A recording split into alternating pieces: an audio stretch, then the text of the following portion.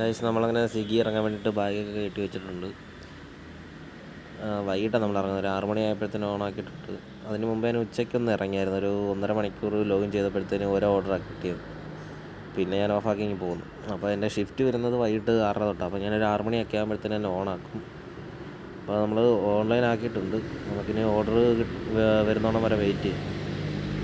നമ്മൾ സോണിനകത്തോട്ട് പോകും. നമ്മളിപ്പോൾ സോണിൻ്റെ എൻഡിലാണ് നിന്നത്. സെൻറ്ററിലോട്ട് പോകും, എങ്കിലേ ഓർഡർ അടിക്കാൻ ചാൻസ് കൂടുതൽ. നമുക്കെന്തായാലും ഒരു ഓർഡർ അടിച്ചിട്ടുണ്ട്, നോക്കാം എവിടെ നിന്നാണ് അടിച്ചിരിക്കുന്നത്.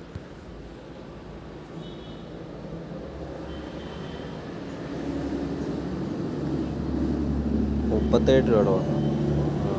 7 കിലോമീറ്റർ സംതിങ് ഉണ്ട്. നമുക്കെന്തായാലും ഓർഡർ അക്സെപ്റ്റ് ചെയ്തിട്ട് റെസ്റ്റോറൻറ്റിലോട്ട് പോകാം. നമ്മൾ റെസ്റ്റോറൻറ്റിൽ എത്തിയിട്ടുണ്ട്. നമുക്കിനി ഫുഡ് എടുത്തിട്ട് കസ്റ്റമർ ലൊക്കേഷനിലോട്ട് പോകും.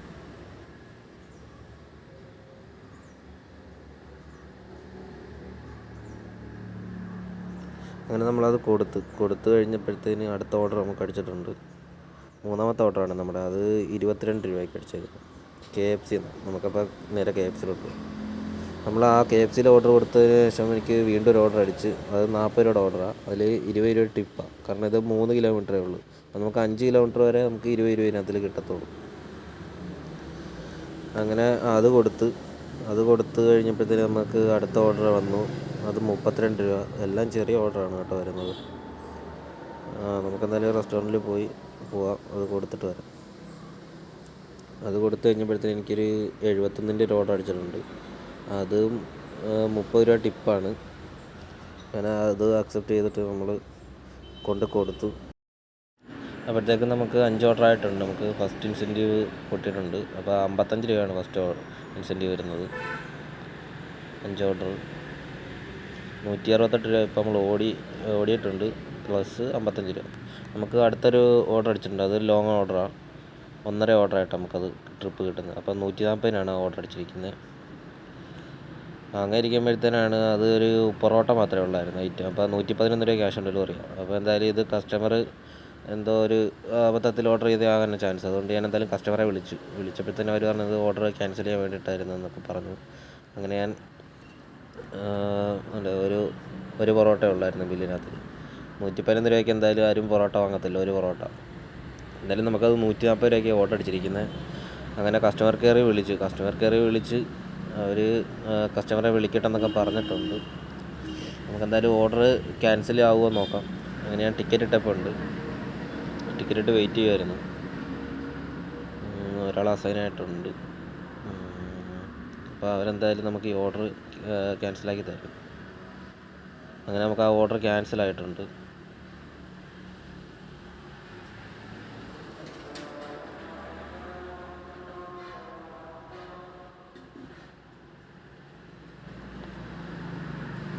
ഓർഡർ ക്യാൻസലായി. ₹140 കിട്ടി. അങ്ങനെ ഓർഡർ ക്യാൻസലായി. നമുക്ക് 140 കിട്ടി. നമുക്ക് അടുത്ത ഓർഡർ വന്നിട്ടുണ്ട്. അതൊരു 1.5 ഓർഡറാണ്. അത് ₹124 അടിച്ചിരിക്കുന്നത്. ഇത് നമുക്ക് ബീച്ച് സൈഡിലാണ് ഓർഡർ വന്നിരിക്കുന്നത്. അതിൽ നമുക്ക് ഓർഡർ അക്സെപ്റ്റ് ചെയ്തിട്ട് റെസ്റ്റോറൻറ്റിലോട്ട് പോകാം.